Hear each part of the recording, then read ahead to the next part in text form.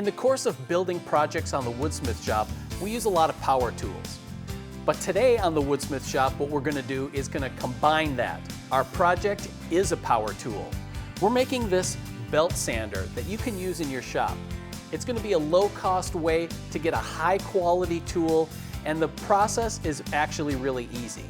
There's a lot of things to love about this sander. It's got an adjustable table, the belt changes are quick and easy, and you can use it for all kinds of operations, for sanding wood parts for your projects, even sharpening and metalworking as well. It's time to build.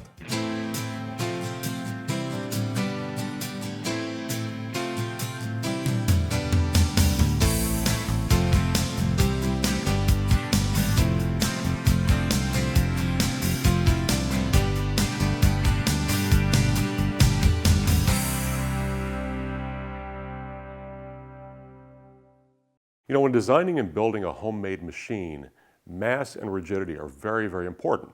They're important because they dampen down any vibration and they keep the machine from dancing around on the floor or the bench top.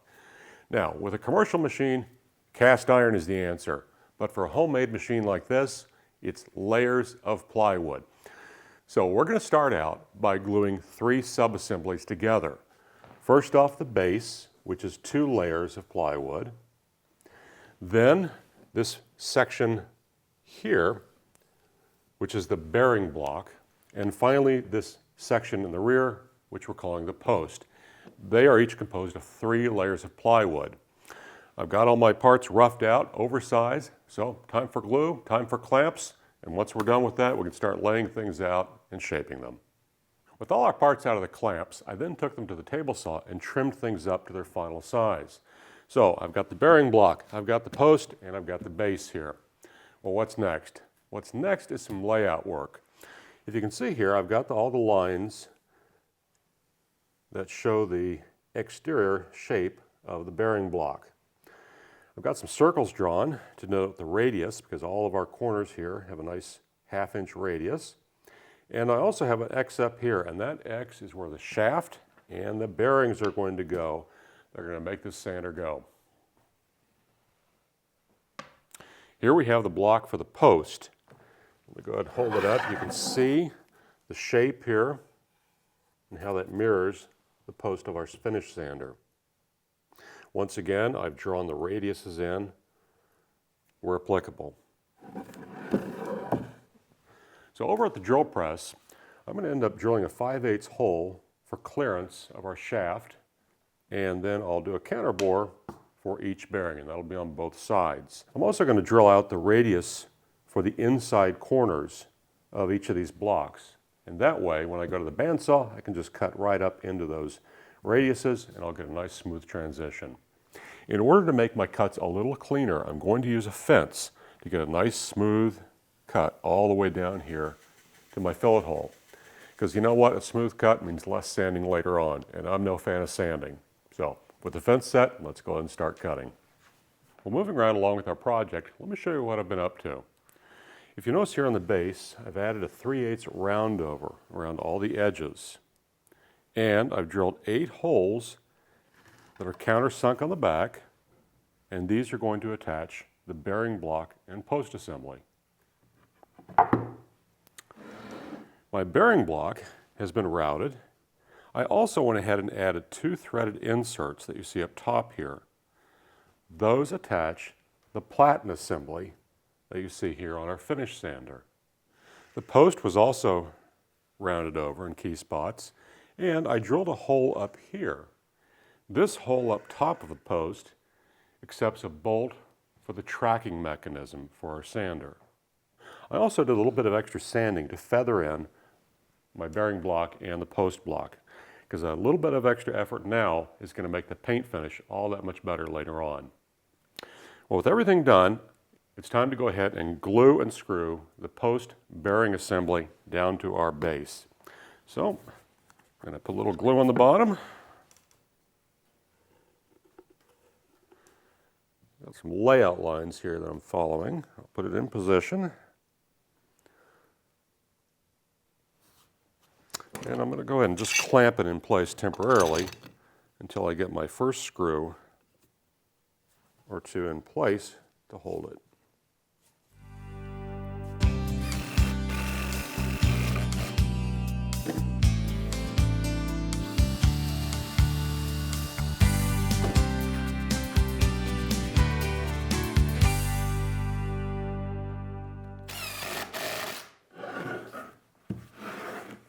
All right, that completes our basic assembly of the post, the bearing block, and the base. It's solid, it's strong, and now it's time to move on to the platen, the tracking, and the motor, and all those good things.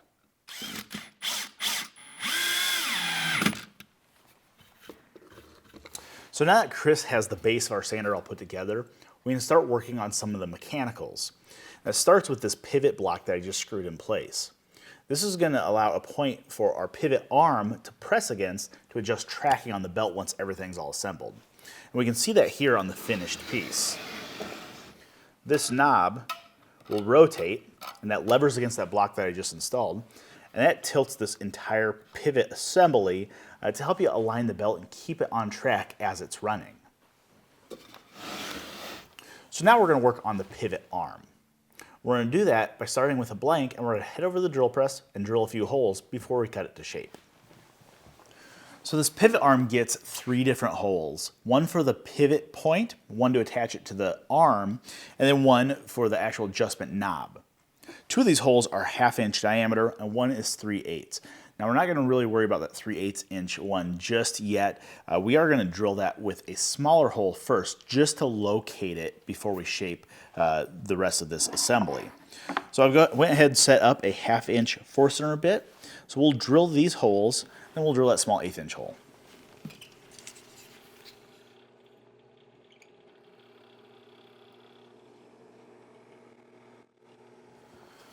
So now that we have our holes drilled, we can go ahead and cut this guy to shape. I'm simply going to do that here at the bandsaw.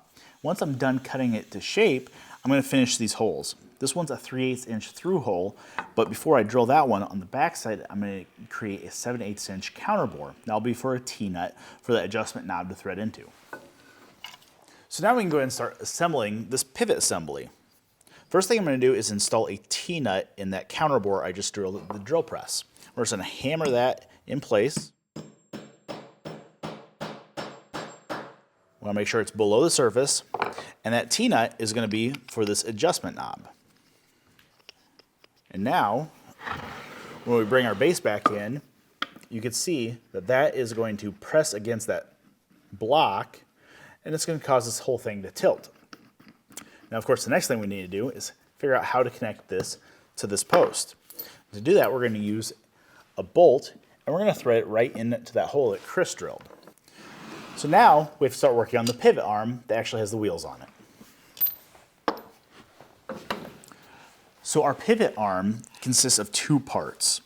First is this arm here, and then we have this second round support block. That support block is going to get cut out and glued on the face here, so this radius end will be double thick. It's just going to add a little bit more support to the shaft that's going to support our rollers. So what I'm going to do here at the bandsaw is first cut this guy free, making sure I stay on the outside of the line. Then I'll go ahead and cut this guy to shape, and then I'll glue this on, and we'll fine tune everything with some sandpaper or maybe the belt sander.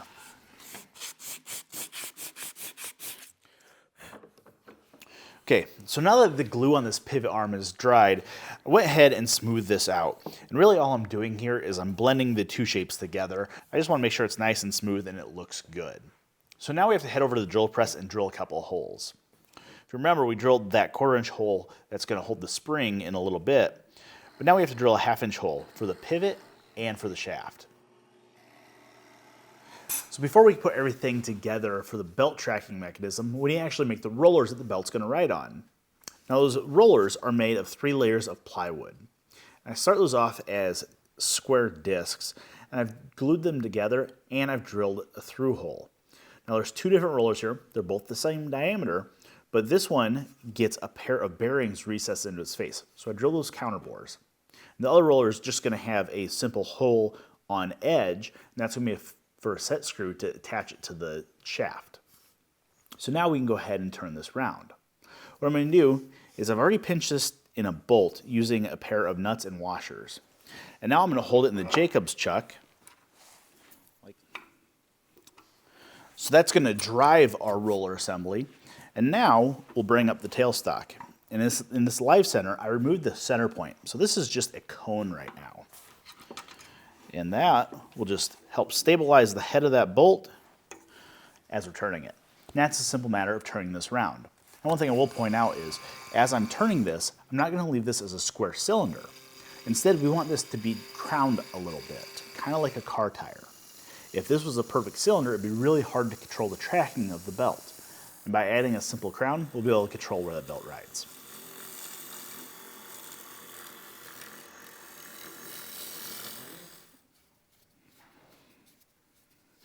So the final thing to do on these rollers is going to be to tap this hole that we drilled before we started everything.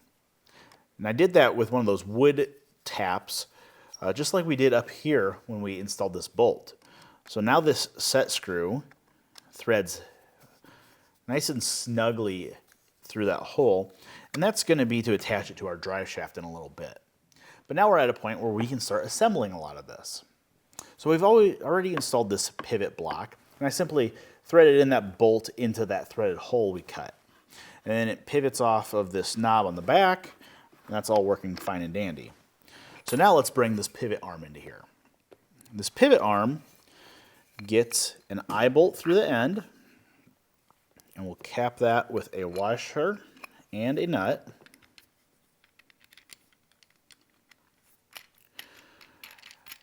And we'll hook up the spring after we get everything done. So now we can go ahead and slide this bolt into place. We're going to use some washers just to space everything out so nothing rubs together. Then we'll cap it off with a lock nut.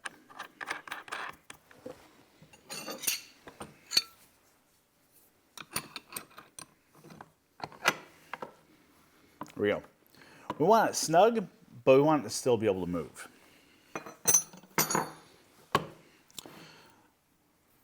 So now we can go ahead and add our spring.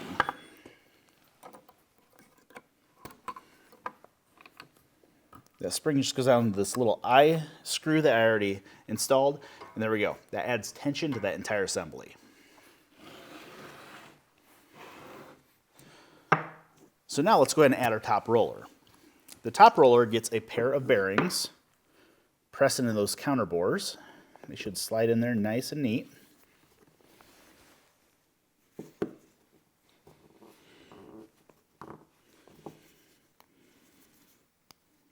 There we go. And now, this entire assembly can come up here. We'll install a drive shaft. Use a little persuasion.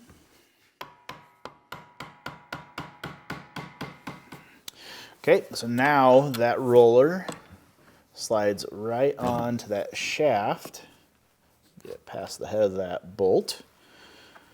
And then on this back side, we just have a stop collar with a set screw, so we'll tighten that down.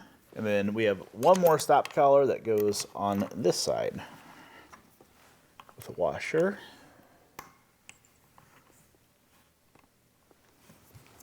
There we go. That moves freely. So now for the drive roller. This drive roller sits on this shaft, and I've went ahead and taken this over to the bench grinder and just ground a couple of flats in there. Those flats are for that set screw that's on this drive roller, as well as the pulley that we'll add in a minute. So let's go ahead and get this guy started on here. Okay, I'll tighten that down.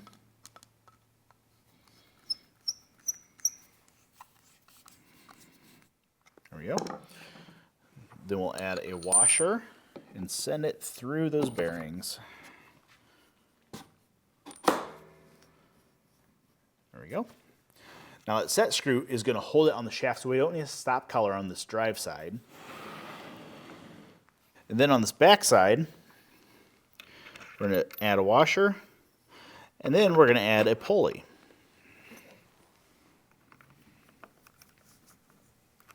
Now that pulley is going to attach to the motor that Phil will add in a little bit. And with that, we're ready to hand it off to Phil for some power. We're almost ready to wire up our sander, but there are a few other parts that we need to make, and that has to do with the tool rest and the backer or the platen for our belt sander. Now I have the tool rest arm here that I've made out of some solid maple.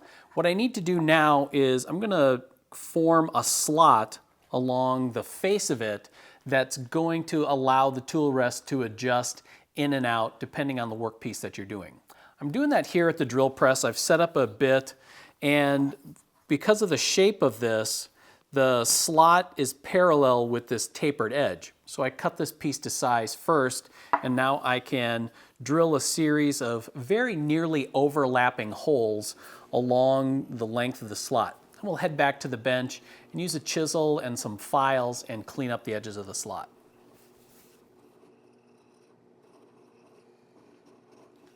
Before I step away from the drill press, there's two more holes that I need to make, and that's for attaching the tool rest to this arm.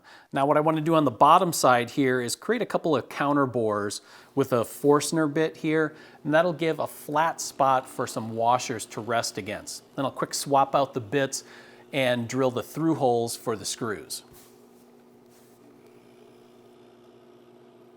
All right, for this tool rest arm, I want to clean up the slot. So I've drawn in some pencil lines here that I'm going to use as a guide for my chisel to straighten up the edges. So I can just align the chisel right on those lines.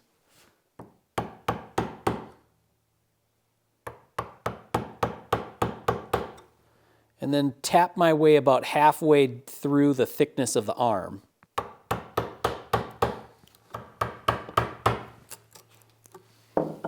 Then I can flip this over, work from the other side, and then have a nice smooth slot as a result. Then we can start tackling the other portions of the tool rest and platen assembly.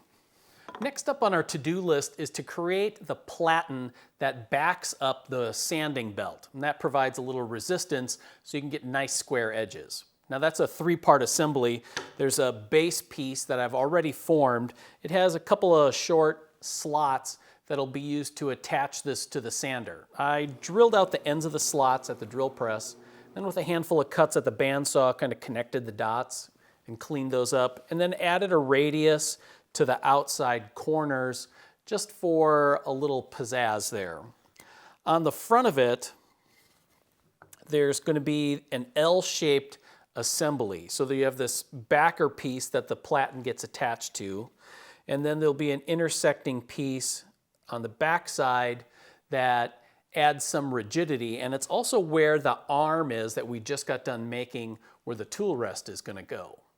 So now these two pieces are joined with a tongue and groove joint. So what I'm going to do is I've set up here at the table saw, put in a dado blade, and I'm going to run a groove on the back side of this backer piece. Then on the mating piece, we'll adjust the saw and cut a tongue with a sacrificial fence. Once the joinery is taken care of on these two pieces, there's just a couple other details to address. The first is to cut a slot on the brace piece. I did that the same way as I've done before, just drilled multiple holes and cleaned things up with a chisel. Then I cut a taper on the back edge just to add a little sparkle there as well. And now I can glue these two pieces together, and once that's done, we'll join it together with the base. The tool rest for our sander is a piece of aluminum, and we have that because it's going to be rigid enough to support a workpiece. The aluminum helps keep your workpiece cool, especially if you're working with metal. The only thing is that if you're trying to use it at a high angle, we're going to need to remove a little bit of material on the back side here, create a bevel. So I've marked that out with a permanent marker, and I've made a stop cut on the bottom here. So what I'm going to do is bring it over to the vise.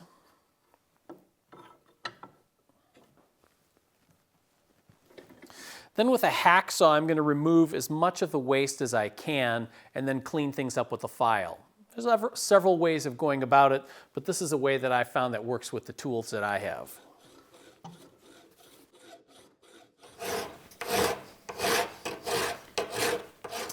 There you can see the bevel on the back side doesn't have to be perfect, Like, I want to do as good a job as I can, but I'm not looking for a machined surface. It's just creating some clearance when using this at a higher angle. So the tool rest can now be attached to the arm, and that's just done with some flathead machine screws here. Fit those in. A washer and a nut. And then once this is assembled, we can wrap things up with the platen and then get the motor attached. All right, the platen just gets screwed to the assembly that attaches it to the sander. Now, one thing I want to point out is there's a slight chamfer on the top edge of the platen here, and that's to just ease the wear and tear on the backside of the belt as it goes sliding across the platen. Now let's do a little bit of assembly here on the work holding part of our sander. So what I'm going to do is take a couple of knobs here. All right, the table attaches to this platen assembly like we talked about before with this long slot here. What I'm going to do is thread a long bolt and knob to a clamping block that I made. It's just a piece of 3/4 inch maple that I've inserted a T-nut in on the back side, and that's going to give me a lot of clamping surface to hold that table in place. So I can just slip that in, put the clamp block back there.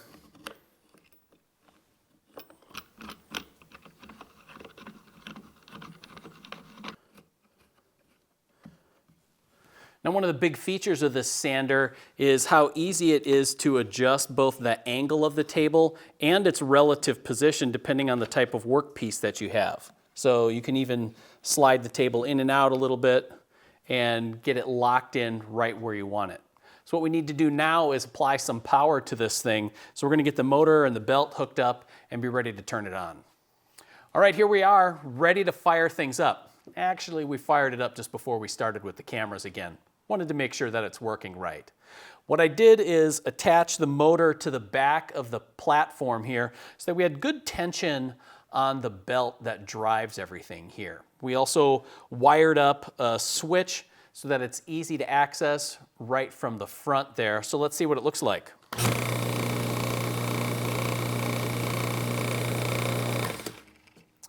What I really like about this machine is that it runs pretty smooth and quietly too. And belt changes are real easy. We just push down on this arm and you can slide belts on and off really quickly. So there's no extra wheels or knobs or anything to get in your way. The final component of our belt sander is to add a belt cover for the drive belt. And with that, the sander is complete, except for a good paint job. Now, the one that we used originally has a paint that's called a hammered finish, and it gives it kind of that old-time wrinkly look to it. Once you have your sander all painted up, it's ready to be put to use in your shop, and I'm sure you're going to find a lot of enjoyment in using a tool that you've made yourself.